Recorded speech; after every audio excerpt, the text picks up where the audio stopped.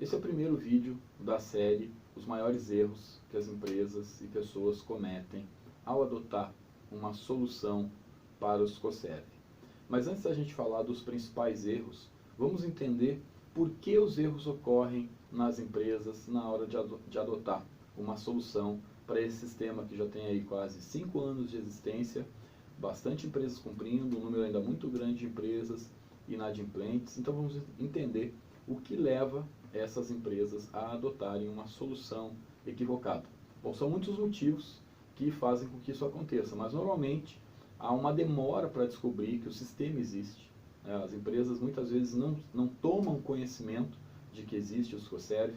Muitas vezes elas descobrem que ele existe, mas demoram para entender o seu envolvimento, o que é o SCOSERV, quais são as operações que esta empresa tem sujeitas a registro, quem dentro da empresa, qual área da empresa deve fazer os registros, quais são os riscos de não fazer os registros. Tudo isso normalmente é desconhecido ou se demora muito para descobrir.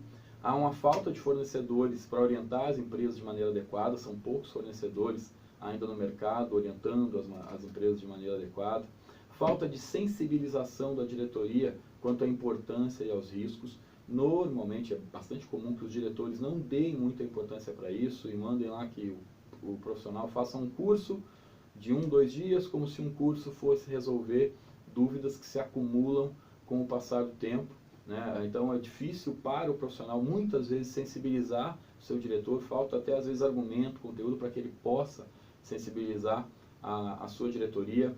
Falta também de uma área da empresa que possa assumir toda a responsabilidade, normalmente por alguns motivos, como por exemplo, que não há uma área dentro das empresas hoje totalmente preparada para cumprir tudo que diz respeito ao SCOSERV. Não há uma área que centralize serviços intangíveis, operações de compra e de venda, de aquisição e venda de serviços.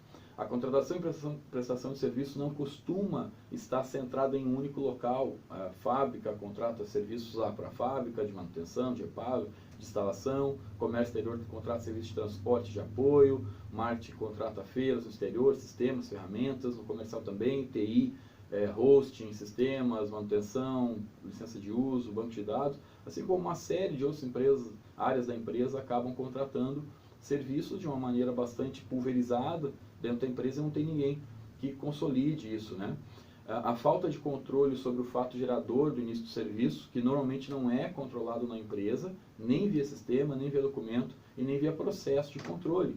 O fato gerador do registro no SCOSERV é o início da prestação do serviço ou a transferência do intangível. Normalmente as empresas não têm um controle muito preciso, como por exemplo quando alguém vai montar um equipamento, não se controla o dia que o profissional começou a montar o equipamento e o dia que ele terminou de montar, e dificilmente isso vai para algum sistema informatizado para fins de controle da empresa. Normalmente controla-se a partir da fatura que vem do fornecedor, envia para o financeiro, que faz uma programação de pagamento. Então não há um controle de todos os dados necessários, tampouco do fato gerador do registro. Também a informação chega de maneira incompleta para a diretoria, né? Nem todas as áreas acabam não se envolvendo todas e não conseguindo se unir e mostrar para a diretoria da empresa que não é uma determinada área só que vai conseguir abraçar tudo que diz respeito ao SCOSERV. Então, precisaria haver o envolvimento de todas as pessoas e áreas que têm alguma parte dos processos de aquisição ou de prestação de serviços e de intangíveis, cada um entender o seu papel, o seu pedaço dentro da obrigação, e aí levar para a diretoria para que houvesse uma visão corporativa do que nós estamos falando, do tamanho, da importância, da profundidade, dos riscos e das oportunidades que também cercam o SCOSERV. Tá bom? Então vamos começar pelo primeiro dos erros cometidos. O erro mais comum que a gente encontra nas empresas é a definição equivocada das áreas e pessoas responsáveis pelos registros. Tudo depende de como a informação chega para a diretoria da empresa. Muitas vezes se decide olhando o SCOSERV como pagamento, recebimento, contrato de câmbio, e aí acaba se deixando na área financeira. Quando se olha como uma obrigação acessória, uma obrigação fiscal, acaba sobrando para as áreas de controladoria, fiscal, contábil. Quando se olha como um sistema que tem XML, integração, acaba sobrando para a área de TI. Quando se entende que isso é cliente, fornecedor estrangeiro, acaba ficando com a área de comércio exterior, importação, exportação. Mas todas essas decisões podem estar equivocadas, porque pode não ser nenhuma destas áreas, ou pode ser cada uma no que lhe diz respeito. Então, o erro é não analisar o processo, as operações sujeitas a registro, antes de se decidir com segurança qual área faz qual parte do processo, seja fornecer os documentos, fornecer as informações, definir quem vai fazer o registro, quem vai lançar a parte do serviço, quem vai conferir os documentos e os lançamentos, quem vai fazer a parte do pagamento ou do faturamento, quem vai conferir isso, quem vai transmitir isso para o Siscoserv. Então, não é uma única atividade.